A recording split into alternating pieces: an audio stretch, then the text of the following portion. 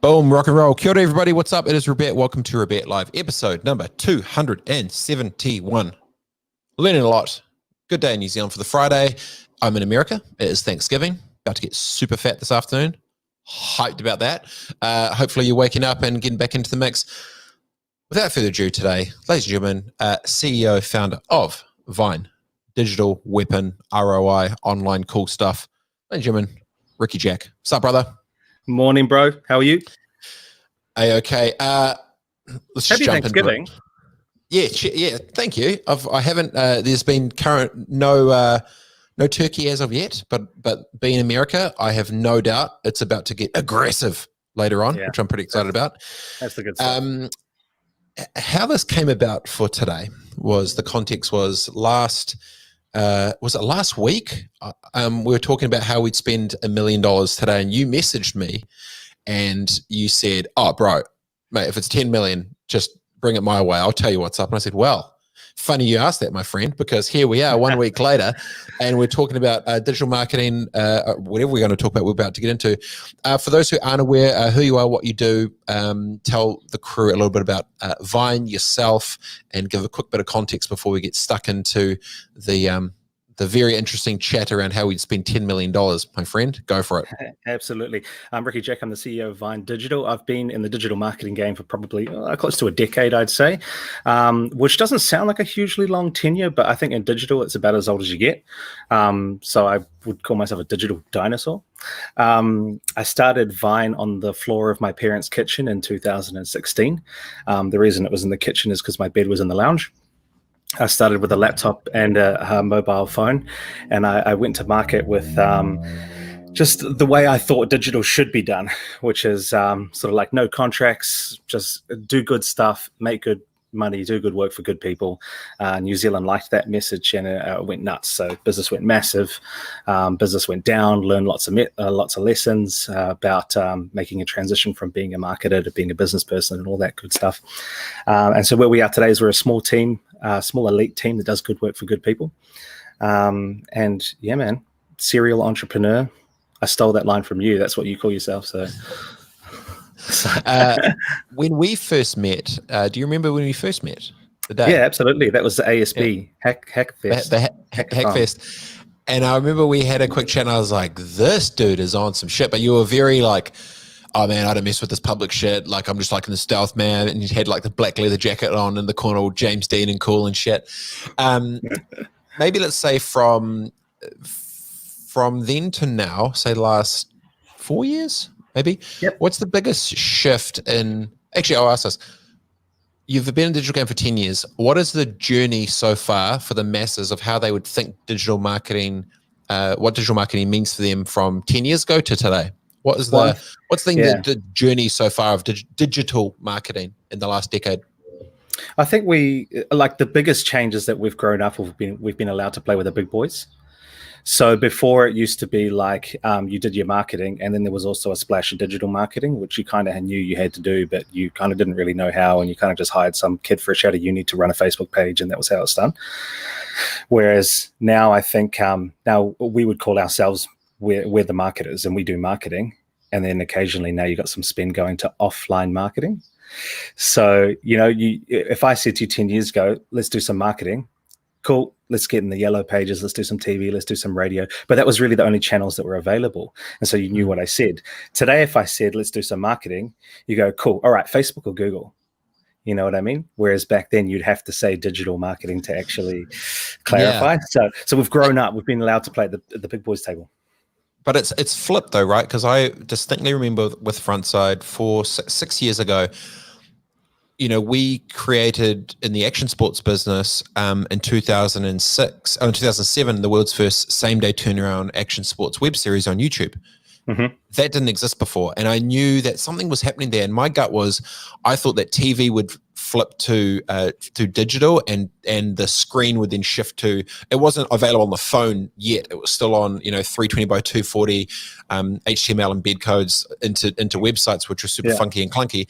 But I remember saying, I think that digital offline activation thing that they need to sort of create is going to become bigger and bigger. And I'd said from the get-go, you know, every brand's going to become its own media company, control everything from end to end, including distribution. The only variable will be the creative. And when we look at what has happened is, if you think of the big TV producers that are now doing online stuff, if you think of all these, you know, TV traditional crew, a bunch of them are all flipping over. And then the unknown kind of unwanted children of digital have now become the golden child, and it's flipped so fast that then all of a sudden you're seeing, you know, people who kind of dismiss digital or social media or Facebook, regardless what, you know, channel within the online sort of space, it definitely has gone that way. So to your point, you're exactly right. Do you feel that now, do you think digital is the priority for most businesses, or do you still feel that if you're over a $50 million, if you've got $10 million to spend on marketing, where do you think what's their priorities right now, do you feel, in 2020? This is a great question. And I think that the reason that I very distinctly don't call myself a digital marketer and I call myself a marketer is because if you're a true marketer, ripping a channel or deciding not to use a channel because you have an allegiance to, you know, one of the horsemen, is ridiculous.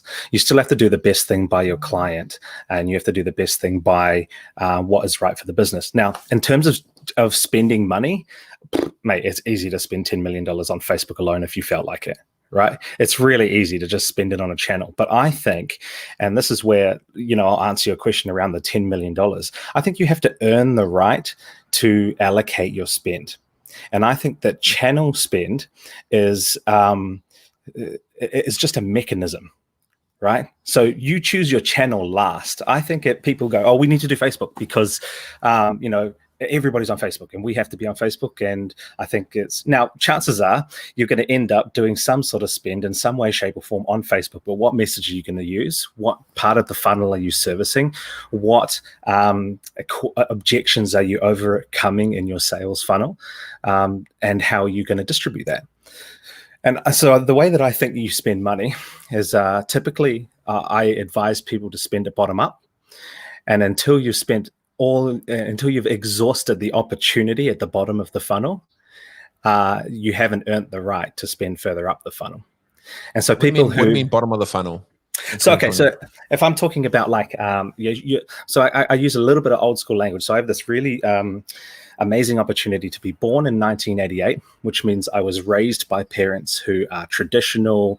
My dad came from sales marketing. He now helps, you know, businesses grow. So I was raised with traditional parents and traditional morals and ethics and work hard and but I was educated by the internet. And so I have all this interesting knowledge and understanding of how the world and the internet works, but with all the traditional thought patterns and models and sales tactics and whatnot. And so when I talk about the funnel, I talk about your traditional sales funnel, your awareness, interest, consideration, purchase funnel, right? Now, funnels are where that's thrown around lots, and I try to shy away from using it. I try and explain what I'm talking about before saying the word funnel, because people go, funnel, I know what funnel is. I'm going to switch off now. Robett, get some better speakers. You know, I know what a funnel is. But what I'm trying to explain to people is that you have to do that. That's the basics of business. You have to build a customer journey. You have to build your happy path, build contingencies off your happy path, and then you have to feed that path. And that's a real basic business marketing thing that people are just missing because they go channel focused straight away. But the channel's the last step.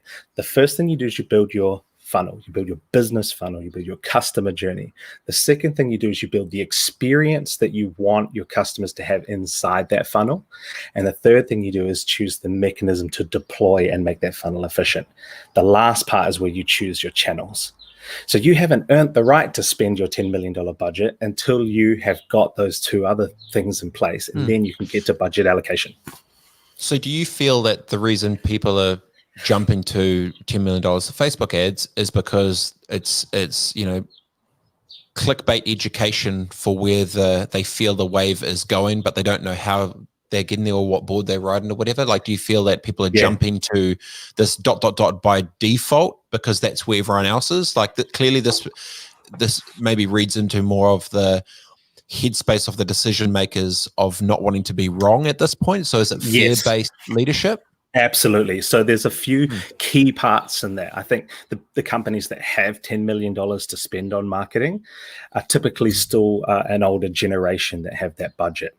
Now, they're wise enough and they've been around long enough to know they can't ignore the new technology, but they don't necessarily understand or how it works. And so the budget allocation responsibility has been passed to somebody who doesn't have the business acumen or experience, but is young enough to know how to use the channel. And they go, well, Facebook moves fast. I know how to use Facebook. TV's dead, blah, blah, blah, blah, blah. TV's not dead. TV's cheap. Mate, you should see what you can get value-wise on TV, offline, out of home now. But again, it's understanding what part of the funnel we're feeding. Yeah. And do you feel that part, so there's a fundamental disconnect between the headspaces of the decision makers now that is fear-based, but how is most of your balance?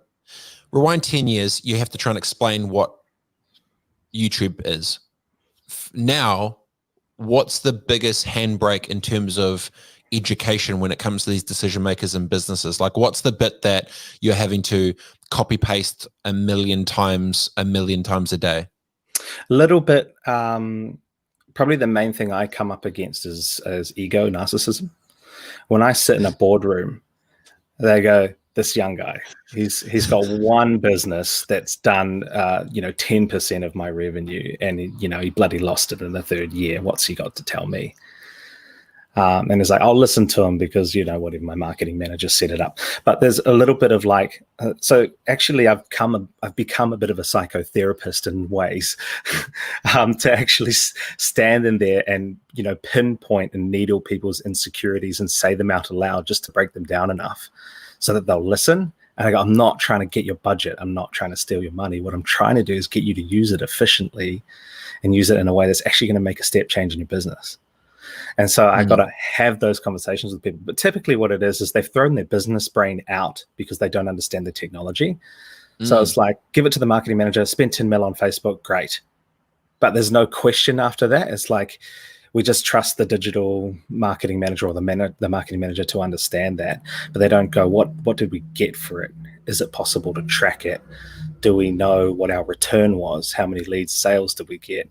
What was our, even just looking at top line metrics, did our revenue change, compared to our spend last year or how we've traditionally spent it? Well, I remember having a conversation with Ben Rose 3 years ago around in-housing agencies or external, and one point he said, which was I'd never thought of, but you brought me then to now, was if you're a business that's big enough to have an in-house production team, you got one creative. That one creative sits in the corner by themselves in charge of everything, opposed to when they're surrounded by other creatives, that's actually when the sparks fly and all the rest of it. Absolutely. And this thing happens. To your exact point, now with digital marketing, it's like, hey, 10 million Facebook, hey, you're the digital guy? Okay, cool, there you go. That one person that's in charge of digital now is almost like that same person now in their own bubble that's got this way of stuff. And if there is ego and narcissism or whatever on top of it, it probably fundamentally makes it extremely difficult for them to ask for help because they're supposed to know, right? Yep. And I remember, and they're usually new in the company too, and so they're looking to make their stamp. They're looking to make their, and so they fire agencies, they bring everything in house, and then they change the thing and they come with a brand new marketing message. It's like, mate, take a moment. One of my advisors and the people I respect very much is Simon White, and he always says to me, just breathe, take a minute, take a breath. He says that if you're a new CEO or you're a marketing manager, you have a significant team. He says for the first 6 months, you should do nothing except observe and breathe. So just to see where you're at. Sorry to interrupt. Side point. No. I totally get it. I was just going to say back to that point is we were going to do a content conference, right? And we're going to invite all the marketing managers, crew, blah, blah, do this whole thing. And the whole idea of it was going to be kind of this whole Q&A thing. Like you ask whatever, we answer, get a bunch of experts up, whatever. And a CEO goes to me, hey, mate, you realize, and this is like I'd say like a mentor / advisor to me. He goes, you realize that's probably the dumbest idea you could have done, right? And I'm like, what are you talking about, man? We get all the friends in the room. It'd be great, blah, blah, blah. He goes, mate, do you think a single one of these people is going to put their hand up representing a brand to ask you what And a that's a Facebook question, tracking yeah. pixel is going to ask a question? I was like, yeah, man, of course, because he would go share about it. He's like, no. You're not listening, you flipping idiot.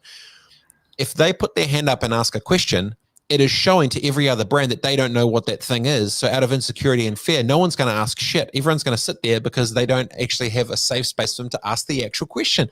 And I'd never thought of it, of wait a second, it's not the person. And then I went back to him and I said, it's funny you say that when certain things pop on social or whatever, especially on LinkedIn, the most dangerous people are the LinkedIn lurkers, where they are all the CEOs, decision makers, marketing managers, brand managers, managing directors, boards.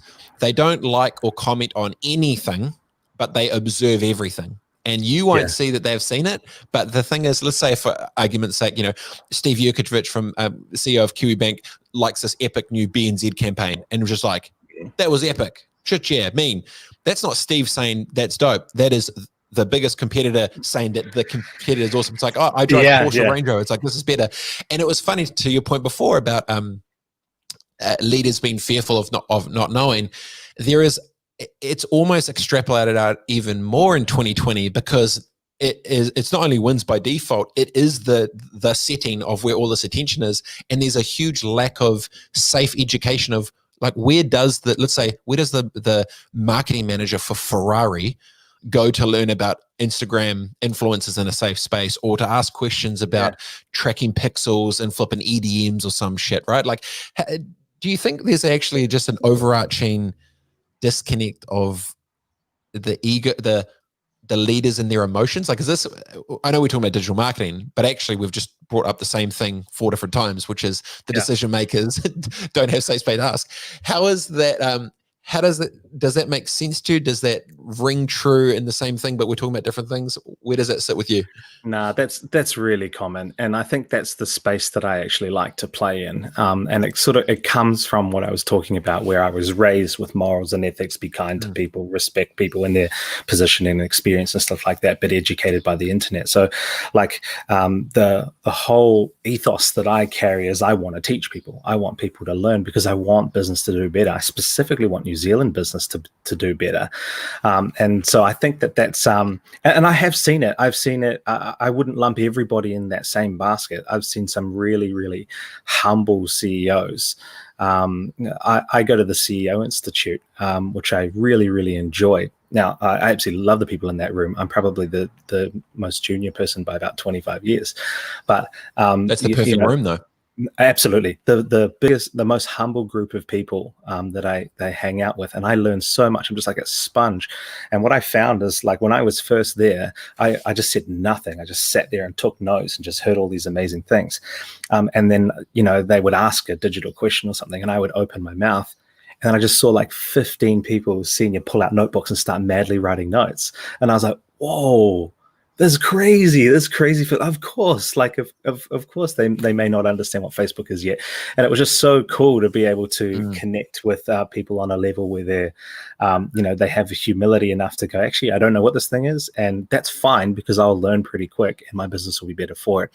And that humility thing is just something that, it's so interesting. We're missing it in our business leaders in a country that also is so riddled with tall poppy syndrome too. It's like we're riddled with inhumility, but with a false mask of humility. So, so that we don't look unhumble. Mind blowing. So like probably 3 years ago, or 3 or 4 years ago, I started doing therapy, and it was out of a complete narcissistic state. I was like, I'm a genius, obviously. Look at my business. It's gone nuts. Like, how do I become more of a genius or stay at the top of my game, right? My head is clearly, my most valuable asset. Let's go and, see if I can get to understand it a bit better. And all I did was discover that I had a narcissistic hero complex that had an absolute desire for everybody to love me out of my absolute hate and disdain for myself. So it was like, and I put on this false mask of humility, hoping that if I forced humility, and acted humble and said and did all the right things, that actually I would become that thing. It's sort of like practice. You practice and practice and practice, and you get good at something, right? And so I thought, like, if I did that, then I would become actually humble. But that's not the case at all. So you actually have to get to a point of contentness where you're content with who you are, where you are, and be happy with that, and be happy with more or less or nothing. And then you can get to a state where you're truly humble. And I'm on that journey, and that's hard. I'm an ADHD entrepreneur that's got a narcissistic hero complex. It's gonna be going forever. But yeah, man, I think that vulnerability is something that's that we could all do a bit more of. Good on you, man. Yeah, a couple of years ago, I went to but a friend of mine, Richie Hardcore, he was talking about his last name's Hardcore. Richie Hardcore. That's Richie amazing. Hardcore. I need to meet this guy. Yeah, Richie Hardcore. He's a G. He's a 6-time national kickbox champ. He's an absolute machine. But good, soulful, deceptively deep dude. He looked like you'd think he was in like some gang selling like meth, and he's biggest hearts of all time, and talks about vulnerability and all sorts of stuff to help young bucks, and just good dude. And he got me onto going. I went through a similar thing where I said, I know that waves in my life are going to become a lot different, a lot crazier. There's going to be lots of stuff come at me. I want to try and decode myself a little bit to figure out where my weak spots are, just to be like, okay, if I was trying to break myself to not be as good as I potentially could be, where would that be? Where was this pain points? And it was a good thing to go through. And mine was trying to figure out that a driver had, for a big one driver for me was, which was no secret to anyone, was I had a massive, insane chip on my shoulder from what the limits of what others thought I would or could be when I grew up. So basically it was this driver of stuff you watched me do it, stuff you. It was very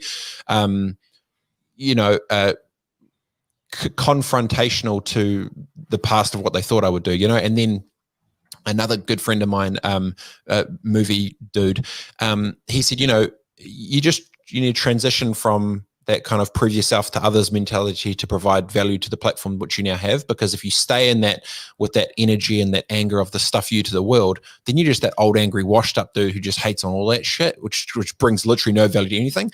And it's funny because obviously coming from ex snowboard world, you have those older guys that never made it, who then were like, oh man, if I didn't blow my ACL in 95 on the triple jump, I would have gone pro and I would have beaten Sean White and blah, blah, blah.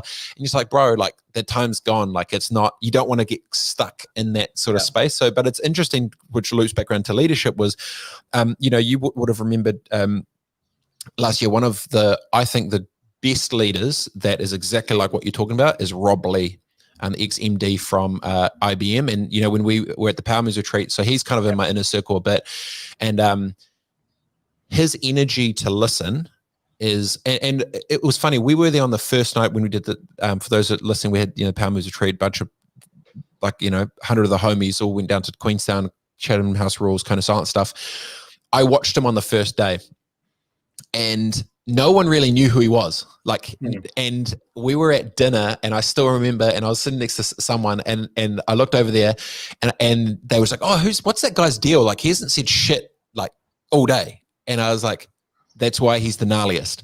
And he was literally, and we looked across and we saw him there just in full. And he was, I think, maybe chair of the NZ Tech Board at the time. That's where I'd got to know him and stuff. And watching a good leader listen with the other people not having no clue who the flipping dude was just epic to watch. And then when he finally, got up and had his little shine the next day, everyone's like, holy shit, like that's the dude. Like, and that's the point to your thing, right? Like the great leaders really listen, sit back, and there's no ego with that approach. There's no, and I've seen it a couple of times with a couple of people, but he's one that sticks out of, that type of epic leadership who he would have no problem in a board meeting saying, excuse me, can you just explain to me how influencer marketing works for a B2B business? Like, just tell me, just asking those right things. Yeah. Who are the best business leaders that you think New Zealand needs more of? Oh, that's a hard question to ask me because I'm I'm unbelievably unconnected. Like I should be way more. I agree. I agree. I should have way more like friends than I do. But that's what happens when you live in rural Karaka and just sort of have a very slow internet connection. I'm at my parents' house today because the email I got from you said, make sure you have a secure internet. And I was like, okay, I need to get out of here. I need to get out of rural Karaka. Who are the business leaders New Zealand needs more of?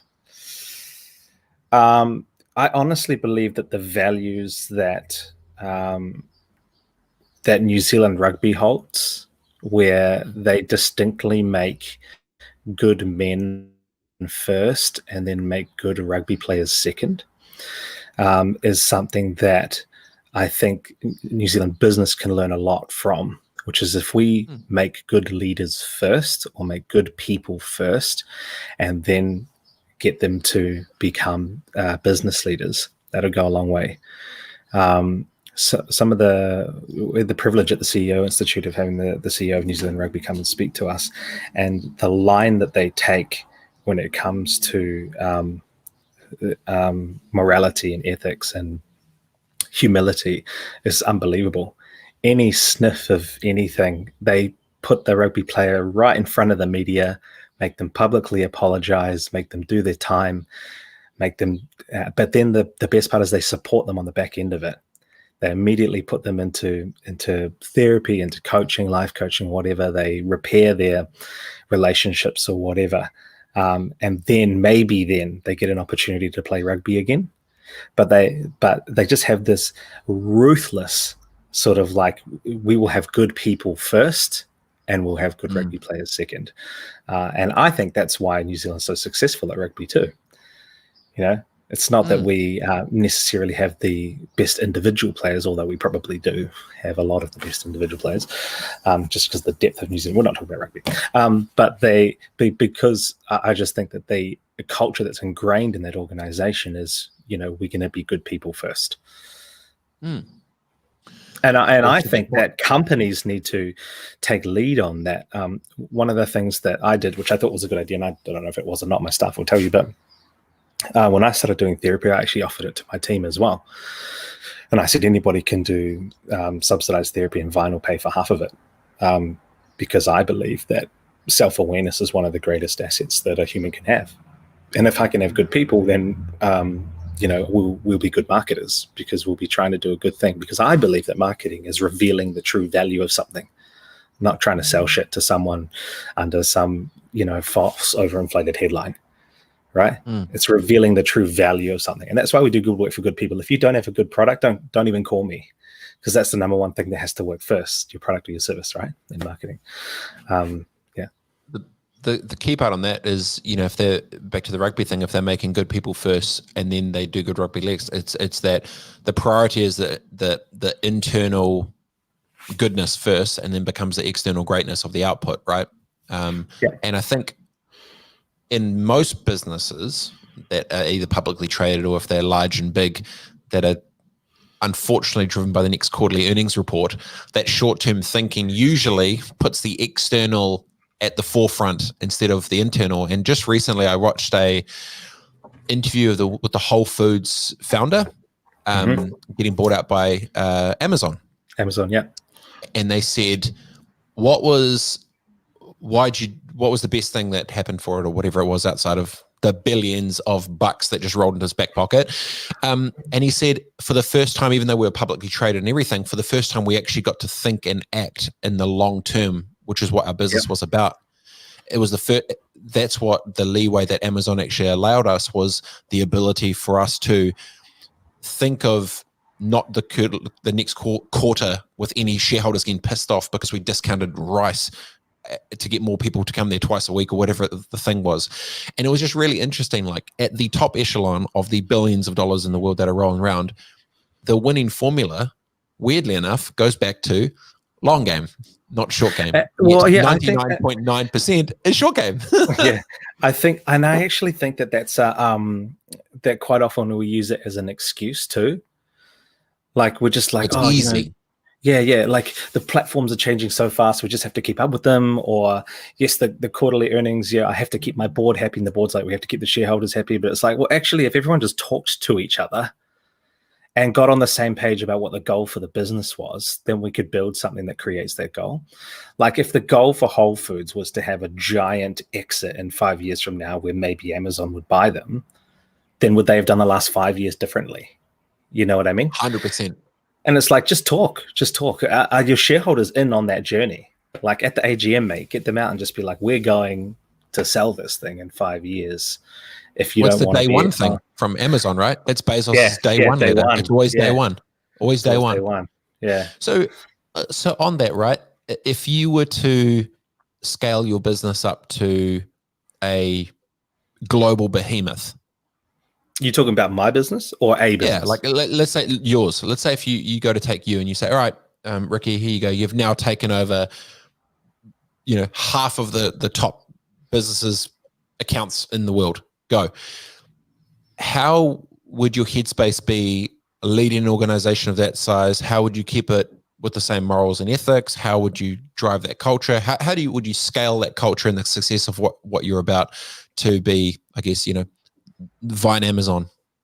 Well, first of all, because I now am just so very, very clear on what I want from my company and our culture, I wouldn't do that because I think it's really hard. So I wouldn't take on behemoth clients like that. So to answer your question, I don't know, and that's why I haven't, because I actually don't know how you would do that. However, if I was to give it a shot, if I was to just like go, this is what I do. Give it a shot. How would you do it?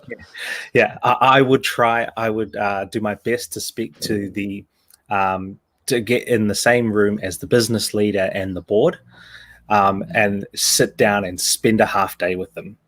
Just eat some food, build relationship, and learn what are we trying to achieve with this organization.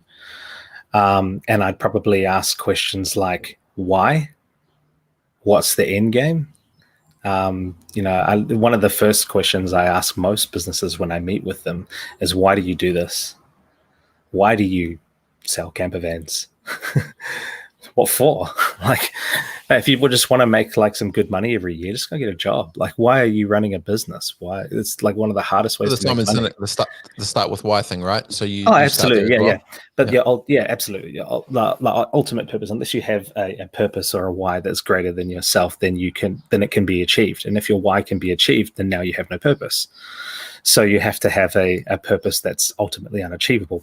As an example, mine's to change people's lives through business and entrepreneurship.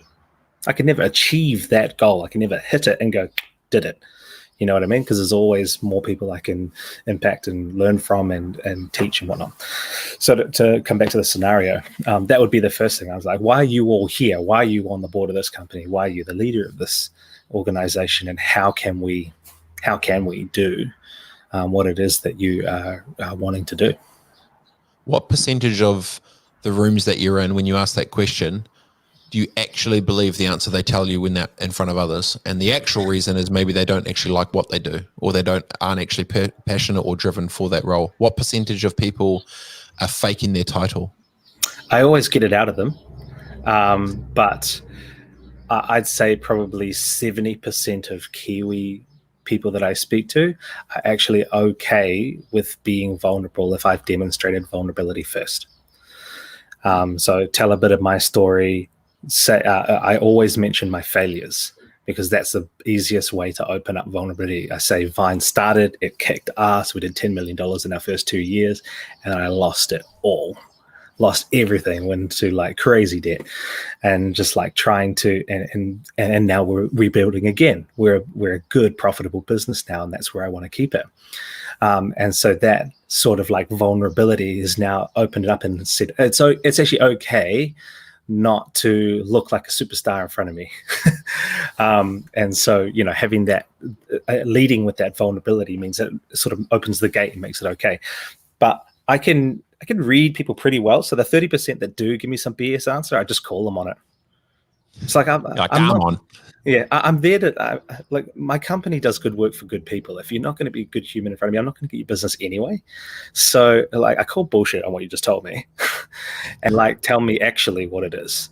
And I've had couples in front of me, where I'm trying to sell to them, and I said, you don't need a marketing agency right now. What you need to do is you need to take your wife away for a weekend and discover why your business hasn't moved for the last 10 years. Is it because you even want to be here? And then they just start crying. And I'm like, oh, that wasn't what I was trying to do. But like, so you've been in a room to pitch them and you made them cry and then they left and they didn't hire you. I actually do that quite a lot. Because I'm just sort of like, go away, hire an Airbnb. First day, don't talk or think about business. Swim at the beach, have some wine, cheese, enjoy each other's company. Just enjoy each other. Because I would hazard a guess that you and your partner haven't enjoyed each other for a while because you're always in on business. First day, do that. Second day, talk about what you want to do as a couple, and then decide how the business is going to work for you. How you're going to run your business, not how is your business going to run you. I didn't realize I would give advice to any. No, I was just going to say I didn't realize VYNE does like business therapy retreats, therapy marketing. I don't. I know enough to get myself in trouble. And there you go. So yeah, therapy marketing. Love it. Yes, so good. Love it. But okay. I'm going to do that. That's a great idea. Dude, no, this is okay. There's something in here, right? You go, okay. Do you own a business with you and your partner? Is life getting tough? Are you stuck in your business? Is your relationship suffering because of the profit and loss? So come with us. Waiheke weekend on the piss. Yeah, bro. That's great. I love actually. Is there okay? I don't I've never run businesses with my wife. I don't think it would go well. But there must be a shit ton of husband-wife combos that do this, partnerships that do it. Like most of my clients. Where do they go to unleash and talk about their shit? Like maybe this might be a new calling for you, mate. I think you might have something in here. This is not a new calling. This is my calling. Like she was like, let's go. I can't explain to you the amount of businesses that I go and visit where the business is going nowhere and the marriage is on the edge of divorce. And I'm just like, just get out, like dump it. What is a 15-year business of just like churning? If you're going to lose your marriage, like if you're going to lose your family, like, mate, just dump it. Like, go get a job, reset. If you're entrepreneurial, you'll do something again. You know what I mean? Sell it. There's probably enough equity in a 10-year business and the brand alone, if you're still trading, that you could just take 6 months off and figure out what you want to do with retirement. Yeah, I remember sitting with someone and just saying, do you even want to be here? And she's like, not really. I said, what do you want to do? She's like, I want to retire. I'm like, why don't you? She's like, well, I've got a business to run. Yeah, I'm like, yeah, but if you sold it, you could retire. She's like, oh, I never thought of that.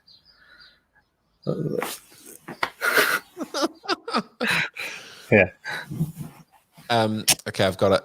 Commercial couples retreat. Are you in commerce with your spouse? Get away, reset. I've got the therapist for it. Where we're on. Okay, wait, and then on day one, you literally you split them both up, and you have all the boys just go to one side, just talking shit on the wives. You chuck all the wives on the outside, just talking shit on all the boys. Reset, bring them together, kumbaya shit. You're away laughing. So you're going to save businesses and marriages. Honestly, I like that. Dude, save businesses and marriages. Done. Yeah. Yeah, absolutely. No, but save marriages and your business, because it should be prioritized more for the relationship, not the transaction. Yeah, love it. Save your relationship. I've been watching quite a bit of Jason Capital lately. I don't know if you know Jason. He's a social. He's got a social presence, but he reminds me of he's sort of like a Tony Robbins mixed with Gary V. Type. I don't know if that's good or bad. Well, I don't know. I quite enjoy his content because I don't know if he's actually a therapist or not, but he's dangerous enough like me to have done enough therapy to think that he's kind of a therapist. So he's like, I've seen him say, like, when you're a 2-year-old and you need to get something out, what do? You just chuck a tantrum and then you're good, right? So he's just like, why is adults that unacceptable? Find a quiet room, chuck a tantrum, get it all out. And he's like, who wants to do that now? And he like grabs some guy and he's just like, chuck a tantrum. And this guy's just like, he's like, bullshit. That's not you getting your stuff out. That's you showing the room what a tantrum is. I'm like, get your stuff out. And this guy's just like, and then he's just like, F you controlling bitch, blah, blah, blah. And he's like, there you go. And then he like whispers in his ear, he's like, it was about your mum, wasn't it? And he's like, yeah, I feel so good now. And it's just like, it's just crazy. Like, and then like the people are smiling and then he calls his mum and reconcile. It was amazing. So it's real interesting. He has a lot to talk about, like bioenergetics, and it's totally not a plug for him because you either love him or you're just like, this guy's a dirtbag. But like, it's real interesting content to watch anyway. Or the question I'd ask is, if you look through his public history, has he always been doing that, or has he pivoted to something else? And then is the type of crew that are surrounding him, young uneducated males who see the light of the future shit, and is like, is it that snake oilsy shit? But no idea. You've got it's good content. Yep. Hey, but let's go back to it. So we've got the commercial couples retreat, and it's for to save your relationship and your business. Yeah. Coming in 2021. I'll be there. You'll save your relationship, save your business. Oh, okay. Yep. It's a really good idea. I think it's bloody great. Okay. Comment if you'd sign up. We just need a generous leads right now. Completely agreeing with this. So many couples in business find it hard to balance both. Agreed. Especially this year. Kia ora, Ricky bro. Love listening to this quarter. I do know who Hina Ray John. I don't know who that guy is. No idea. He looks sketchy. Something to do with chickens. Yeah. Something to do with chickens. It's weird. Okay, so I'm gonna put a note down. Yeah. Bro, are we gonna spend $10 million or what? Okay, no, we'll get to that. No, but first we've got to try and save relationships. Yeah, we got to. Yeah, totally. You don't have the right to spend $10 million. Yeah, we don't have the right. A couple commercials weekend. Maybe we should do episode 271A, 271B, and we'll talk about. Yeah, getaway. Okay, I'm putting a note down on that. I don't think we should call it retreat or getaway. Okay, now what do we call it? Reset conference. Just so they all turn up. You don't do a conference with your couple. No, you absolutely don't. But if you call it a retreat or getaway, then they're going to be like, they're not going to turn up. Oh, true. Because it's like, we're not going to spend money for that shit. Yeah. If I would have gone on holiday, we'll go on holiday. Yeah. You'll work on branding. So let's get to the $10 million. So we've totally digressed and gone off. It's 2020. Hey, $10 million. Okay, go. Yeah. Okay, so well, first of all, you don't spend $10 million in 2020. You just like sort of take a year off, really. Just relax. If your business isn't going to survive COVID, it probably wasn't going to survive in the long run anyway. Big call. I know, controversial, but controversial. But I've heard yes and no. Yes. Okay, that's a gross generalization. No. Gross generalization. Yeah. But there is I'm trying to word my words carefully. There has been 100% many businesses who didn't have the infrastructure, or maybe the product or service wasn't actually good, and this is a great time for them to stop and be like, actually, is this working? No. So yep, go for it. Shamim actually back in. I help work with the women. Oh, see, look, we've already got a team. We've got a team going on here for this commercial retreat weekend, couples retreat. So okay, maybe let's start with this for the $10 million. Let's ask what type of business. Because if I'm selling, like we had, the Queen of Property on, and she was selling real estate.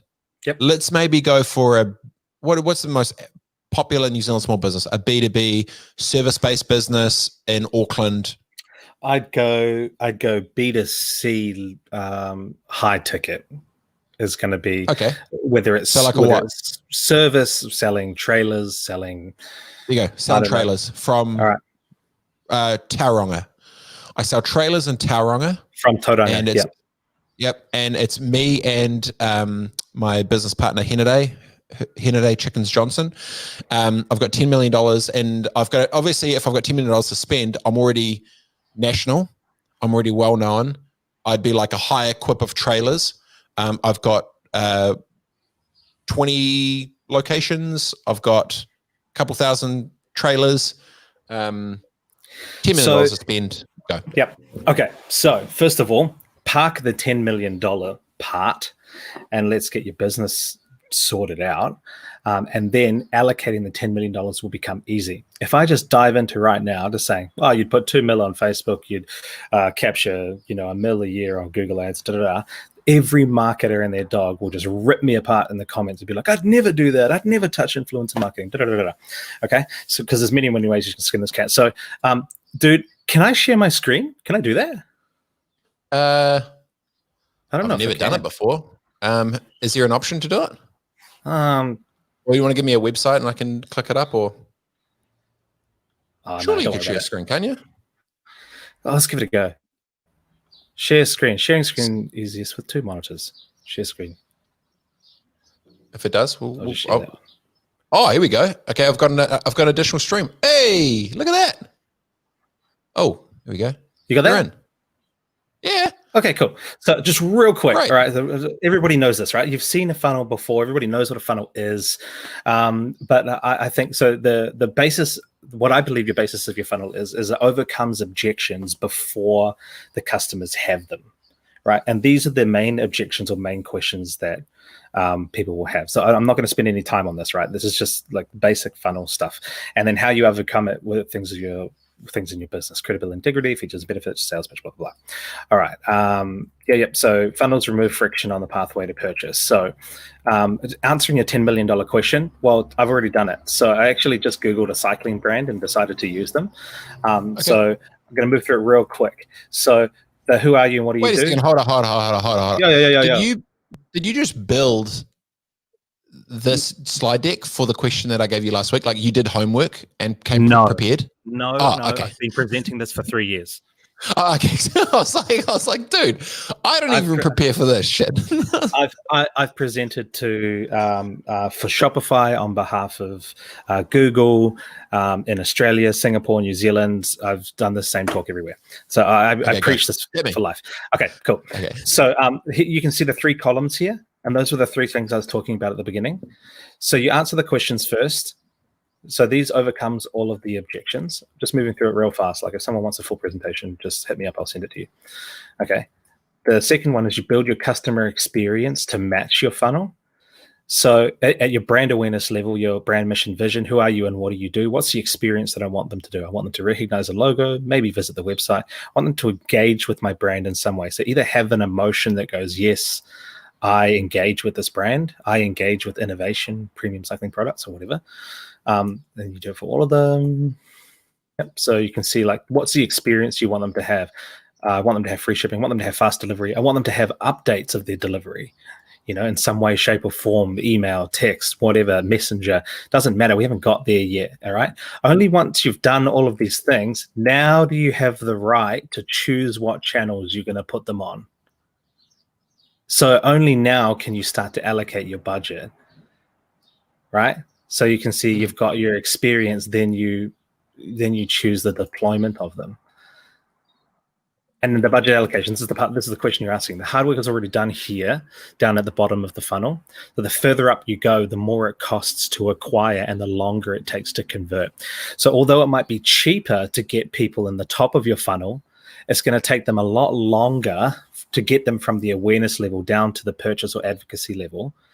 And then it's also you're gonna have to pay for their interest level and pay for their consideration level, pay for their purchase level, right? So if you can collect people ultimately at the bottom, advocacy, asking for referrals, asking to refer a friend, that's the cheapest place. And then, and only then, have you exhausted that, do you have the right to spend on the next level up? So this is just one of these things. Hi, my name's Alicia. I'll be selling apple pies from 2 p.m. to 6 p.m. for only $5. If you would like one, please call me at 9999. And the people on social media, oh, gee, I want one. How much are they? Hi, I'd like a Love it, pie. Matt. What kind are you selling? You know, about all of this, right? As a joke, and everyone's like, oh, yeah, customers are dumb. So, but my whole thing is like, from my perspective, if Alicia wanted to make a bigger impact or sell more pies, then all of those mediums or mechanisms to buy should be available. She should have sold pies to all of those people and not just been like, oh, dumb social media comment, read the post, oh, read my post. You know what I mean? Changing buyer behavior is the hardest thing you can do. It's hard enough convincing them that you're the best option. Don't add to the complexity by making them buy from you the way that you want them to buy from you. So all to say, I'll bring myself back, is that in terms of allocating budget, it doesn't matter if it's $1 or if it's $10 million. You earn the right for the allocation, and then it doesn't actually matter what the size of the budget is. You could say the same thing. We could do another one, and you say, how would you spend $100 million budget? How would you spend $1 billion budget? It doesn't matter. It doesn't matter if you've only got $50 a month or $100 a month. If you're a brand new startup, you're like, I got $50 a month to spend. Where would I spend it? Go through that exercise. Do that. You'll probably end up finding that you're going to spend it on Facebook ads if you've only got $50. That's probably going to be the easiest mechanism to deliver the experience that's going to get your bottom of the funnel activity. That's probably what you're going to find. But, you know, if you've got a $10 million budget, who knows? Maybe there isn't a big enough audience in New Zealand for trailers to spend $10 million at the bottom of the funnel. I know for a fact there isn't. You're going to have to move up. You're going to have to move up. You're going to have to move up. Maybe you're going to have to move to another country. Got it. So, yeah. It's great. $10 million. How you spend $10 million? The same way you spend $100. Well, it's the same why of, you know, if you were a TV network, what would we be watching if it was a brand, you know, regardless of it's a Heineken or you're selling, you know, glasses cases. I want to talk about pricing of current media in 2020. Before you said, you know, TV's cheap as shit now, blah, blah, blah. Is it that not any of the channels are wrong or stuffed or broken? It's just that they're just priced wrong? Is this just a pricing conversation, or do you fundamentally think that some bits, like what's the most underpriced and overpriced channel in 2020 that you've seen? Oh, underpriced and overpriced. This is a hard one. I think that the fundamental model of how offline media is sold, I think hasn't changed along with the age. So right now, if I go and buy TV, billboard, let's say. If I have a $100,000 billboard budget for 2 months. The media person will go away and send me back a quote because we got you, you know, $500,000 worth of billboard space at an 80% discount. How's that? And I go, why don't you just make it 100 grand? So there's all these like discounts and commissions and rates and stuff and whatnot. And it's a really dirty, I'm going to get some flack for this one. So I think it's a really dirty space, that old agency that plays with big money, and there's lots of cuts in there. So one of the things that we did is we just made a no commissions policy. So we don't take any commissions or rebates or anything from big media. We pass on any discounts or commissions and stuff we get directly to our client. And, you know, typically that's how agencies make their money. So we have from day one said that we'll charge higher fees than you'll pay anybody else, but it'll be worth it. And to prove it that it'll be worth it is you don't have a contract. You can get out anytime you want. I'm not trying to plug my business here. What I'm trying to say is I think this is the way that we need to go. And we're seeing a lot more of it. We're seeing heaps and heaps of agencies now just offer free trials, do no contracts and all sorts of stuff. I became one of those LinkedIn outreach people that, you know, spams people's inboxes. But you know how you always say, like, I love it when you talk about it because it spurs me on to make my message better. But when people are, you know, they're like, hey, robett, we have mutual connections. I think it would be great if we connected. Join the network. I think there'd be good value in us connecting. Rubbish, man. My first message to people is, hi, robett, I won't waste your time. Here's my pitch. This is what I'm trying to sell you. Either you're keen or you're not keen. Fine by me. Like, don't waste people's time. CEOs, managing directors, they're busy, man. They're time poor people. Yep. Yeah. Did I answer your question? I don't know. My brain just no, it's great. I was just talking about underpriced and overpriced. What's the biggest? Right. What's the biggest snake oil digital salesman? I know what you want me to say. I know what you want me to say. Is it ClickFunnels? What is it? No, influencers. You want me to say? No. No, the snake oil of like what's the decision maker wouldn't know. That's like, oh, actually, I thought this was way better than what it was. Actually, then it's not. I just have on the influence side, I just have a full beef with fraud. That's all. But go for it. I think it's hard for me to answer that question because I think every channel can be effective if it's implemented to elicit the right experience to feed the right stage of the funnel. So I think to answer that question, I think all of them can be the biggest snake oil. Google was the original snake. Selling it. Yeah, Google was the original snake oil. Like, we'll get you on Google. We'll get you to the top of page one. Well, actually, that's very, very easy to do. And we used to guarantee first page rankings back in the day, So I think any channel can be a snake oil channel and you can get nothing from it. But that's why that experience and that whole funnel activity needs to be built correctly. And budget needs to be allocated correctly. And also you need to test the ROI of what you've built. To your point about influencers, I have had the privilege of being involved with a company that sold Instagram followers. And I want to talk to you about this. So they didn't sell fake Instagram followers. You can buy lots of fake rubbish, right? You can buy fake stuff, pump numbers, sell stuff. And I think that's wrong. That's fake. Agreed. But there is a way to build engagement, which is reasonably natural, which is by shoulder tapping, right? And we do it on LinkedIn all the time. We go and view someone's profile. Somebody viewed their profile. They go, who's that person? They look at their profile and they go, I like this person. I'll connect with them, right? Same sort of thing on Instagram. It's a shoulder tapping. They used to do a shoulder tapping service before they got sued by Facebook, and we'll worry about that later. So I would follow you, right? You would you go, who's Ricky Jack? Who followed me? Looks at my profile and go, oh, this guy likes the same content I like. I'll follow him, right? So that's a really common interaction. And all they did was maximize that and automate that. So I think that there is actually a way to build significant following with significant engagement. But the way you check that is engagement metrics are available in Instagram analytics. So if you're ever buying influencer marketing or you're buying something like that, ask them their engagement metrics, ask them how they got their following. That's a really good question. If they say, oh, it's 100% organic and I just grew it myself over a long period of time, that's a good answer.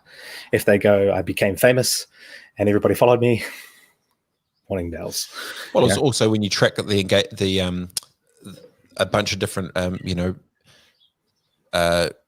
ways you can see when their view count per day, week, month, year, and you can see different spikes and stuff. Yep. My one particularly, and this is why I'm extremely hot on it, and I've been hot on it for a couple of years now, is I ended up in the room with an influencer between the brand and an agency in the middle of the meeting, and I was looking and then found out, I was like, wait a second, there's something isn't adding up here.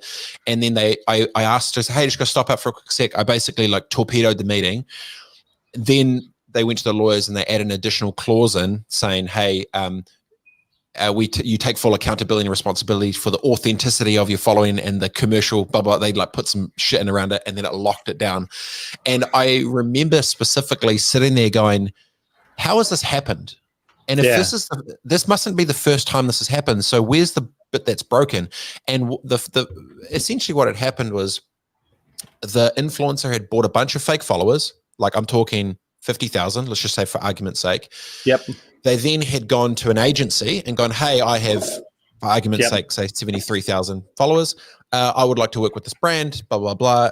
the agency in the middle is obviously paid on the commission in the middle, or for clipping the ticket on the whatever the thing is. If they have 100,000, they're going to make double as much as if they had 50,000. So all of a sudden, they're making their margin. There was no sense check from their side for authenticity. There was no sense check in the middle for this particular agency. There was no sense check on the agency side that was representing the brand to go, oh, actually, well, we just trust this creative agent, this influencer agency, they must know what's up. It's all good.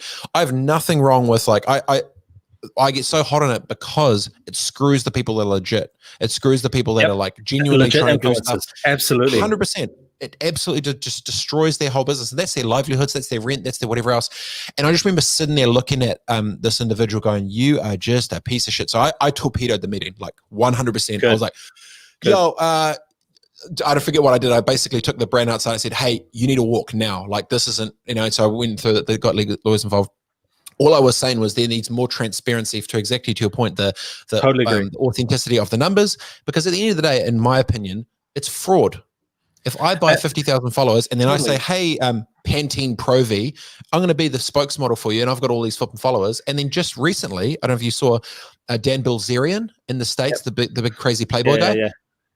Have you seen what's happening there? He's now getting sued for putting the fake numbers in the marketing report and using the marketing to get the investors on board because he's saying his reach wasn't as effective as it was, committing a federal crime, which now makes him really in trouble. It stuffs him. The beef you have with influencers and the passion that you have is the beef that I have with marketing agencies and the same passion. Go on. Go. Because I'm just like, I'm like marketing agencies, they have built this trust with their company for so long that their company just says, we have a relationship with our agency and they manage it for us, right? But the agency is taking commissions and rebates for different channels for allocating spend and stuff like that. How is that okay? You get a higher rebate or you get a higher commission if you allocate X amount of spend to a certain channel. Where have you decided that is, how have you decided that is the best thing for the business? Oh, totally. But like that's, I think that there needs to be a body, or there needs to be an association that governs digital marketing agencies or marketing agencies. Big ball. There needs to be some sort of regulation of this. Nothing. Like a kid with a laptop can start an agency, and power to them. I did it. Go and do it. But like, and they can compete and take clients off the big boys, off Yellow, I shouldn't be naming brands, but off some of the big players who have been around a long time, and power to them. But it's so easy to, I think it's so easy to like to snake in there and offer nothing, and that's why I'm trying. Like I'm desperate to empower like boards and directors to demand better digital, demand better marketing. And the thing I always say whenever I'm sitting in those rooms is, don't throw your business brain out because you don't understand the technology. Ask the same questions. What do I get from? I sat with a lady yesterday who clearly doesn't know digital at all, like zero, didn't have a clue. But she said to me, we got $5.6 ROAS, return on ad spend, but that doesn't quite equate to 3-to-1 total ROI, including your fees. And so we can't go ahead with you. And I was just like, I am so proud of you that you used your business brain to decide that I'm not the right agency because the numbers don't stack up. Where we've ended up going is we're going to do another free month for her to try and hit that ROI so we can get that client. So that's where we're going. But because I want that client, I want partners, I want business owners, I want companies like that are going to hold their agencies accountable. Just like, man, that makes me more excited than not getting the client, than getting the client. Well, we started with the 10 mil. We've gone in many directions, including a brand new product called the Couple Commercial Conference. The commercial the CCC. The CCC. Coming 2021. We've got some Shiramain is going to be helping us out. We'll have some stuff. For those who want to check out your website, where can they go to? What can they do? Oh, just hit me up on LinkedIn or Facebook or something. That's the easiest way to get a hold of me. You can look at my website, but it's kind of embarrassing. the builders like builds their own house the last. Yeah, that's sort of. It's just vine.co.nz or just hit me up on LinkedIn. I'm a people first. I'm a website second. VYNE. Ironic to the fact that you're in digital, but you're old school as well. I like it. It's ROI, man. Hey, ROI. I appreciate your time, brother. Always good chatting. Stoked to hear that things are rocking well in your world, and no doubt we'll be linking up with you soon. Yeah, aroha, bro. Be good, bro. See you soon, eh? Cheers. Have a good one. Later, bro. Chat. Bye. The bro, Ricky Jack, on fire, Vine Digital, ROI. Good banter. The Couple Commercial Conference coming 2021. Good shit, team. Enjoy the day. Thanksgiving here. A couple more meetings to smack out, and I'm out. Off to go get fat, eat some turkey. Giddy up. See you.